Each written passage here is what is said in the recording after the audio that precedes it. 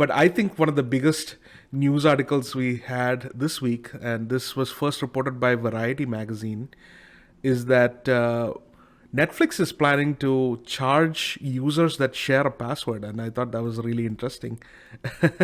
So, what are your thoughts It's on this more whole? than interesting, Sue. It's hilarious because it's it's very hypocritical as well, right? So if if you want to increase your user base, um, I mean, there's two ways to do that, right? So you can either do a lot of marketing, and which obviously Netflix is a household name now, right? They don't need to do that anymore.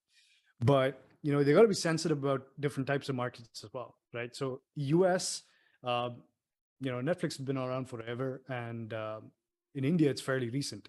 In India as well, it's completely premium, right? So every other OTT is coming in at about 500 rupees a year, but Netflix is coming in at way higher than that if you want HD content.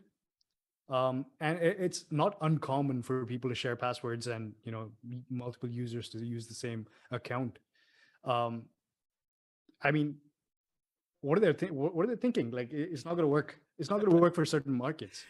Yeah, I think they're under this intense pressure to keep their sort of like annual revenues going up, and it's kind almost like a losing battle because they're losing content as well, right? Like so, their exclusivity deals are pushing through. There's a lot of fragmentation happening in this space in the sense that you know newer streaming platforms are just mushrooming left, right, and center.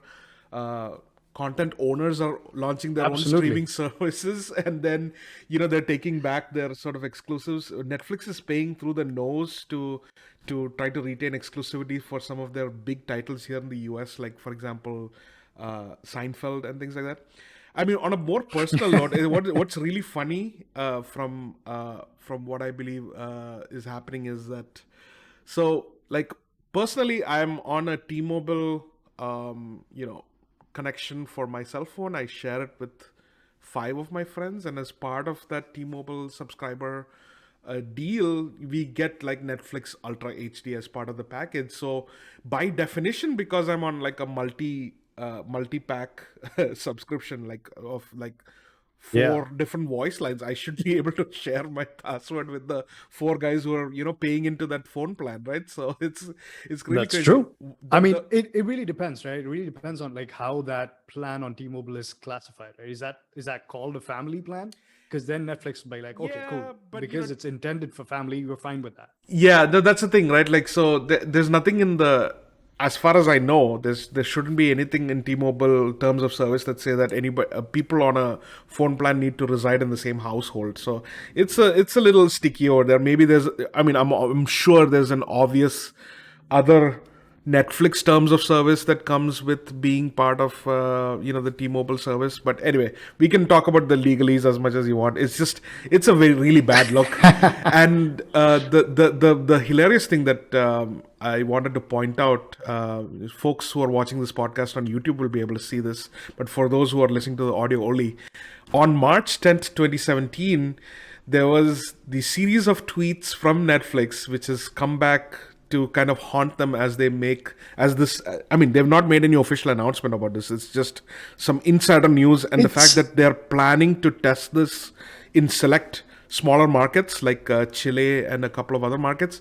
But anyway, so Netflix tweeted in March 10th, 2017 that love is an addiction, and followed by love is sharing a password. So it's definitely r/age like milk tweet. I literally think that I actually think that that's what I saw on Reddit as well. So it's testing this password sharing stuff in three Latin American countries: Chile, Costa Rica, and Peru, or at least it's planning to. Netflix actually announced this, and according to the analysis that by Cohen and Company, they say that Netflix can generate an additional $1.6 billion, that's billion with a B, wow. annually just by including this upcharge. But let me tell you right away, like for markets like India, that Netflix is already getting. Yeah, that isn't happening, right? Yeah, I yeah, mean, see, their pricing strategy for India has been completely different, right? yeah, So they've got mobile only options. They've got, yeah, I mean, the mobile penetration in India is so high that if you don't do something special for that community, you're losing out, right? yeah, So Netflix has specific plans dedicated to mobile only, and that comes in a very small price point, Yep. right? So they're winning there. I mean, if you come specifically talking about the password sharing issue, that's going to be a problem in India. That's going to be a problem just because they're going to lose a lot of users, right? Nobody wants to subscribe for full cost. Yeah. No. And Absolutely. that was this was the workaround. Absolutely, I agree. And I don't have the figures right now for this podcast, but I believe that the segment leader in India is Disney Plus Hotstar for Wouldn't be OTT, surprised, yeah. and maybe at some point it's Prime as well. But I'm sure Prime is above Netflix in some sense with subscriber base, especially because they offer a better value product in the sense they also Yeah, offer I mean, Prime shipping and all of that stuff, right? So exactly, right? So, I mean, Prime, interestingly enough, they've bumped up their Prime pricing. I mean, it's way cheaper than the US for sure, yeah, but they've still bumped up, I think, 50% yeah, up on previous year's rates. They obviously have new openings for incentives for students and student rates and so on. That's new for them, yeah, but they're still coming in at a much higher price point than if you compare it with the past 4 years or so. yeah. Yeah. Yeah, it's starting to get to a point in the US where it's a little more of a hard sell, Amazon Prime.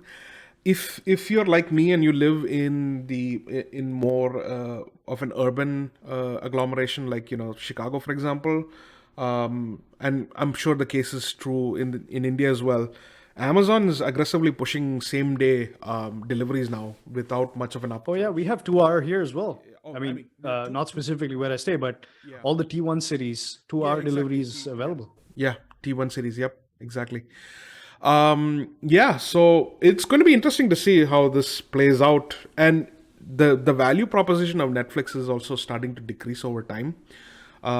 They have obviously pivoted to original content, but the quality of their original content or original productions can sort of waver a bit. They seem to be I think in that's all directions as well. that's something that Netflix has been doing as well, right? So over the past few years, like initially, if you look back in time, they had really good original Yeah, content, that was right? my They point. had a Like, few, and that was really good.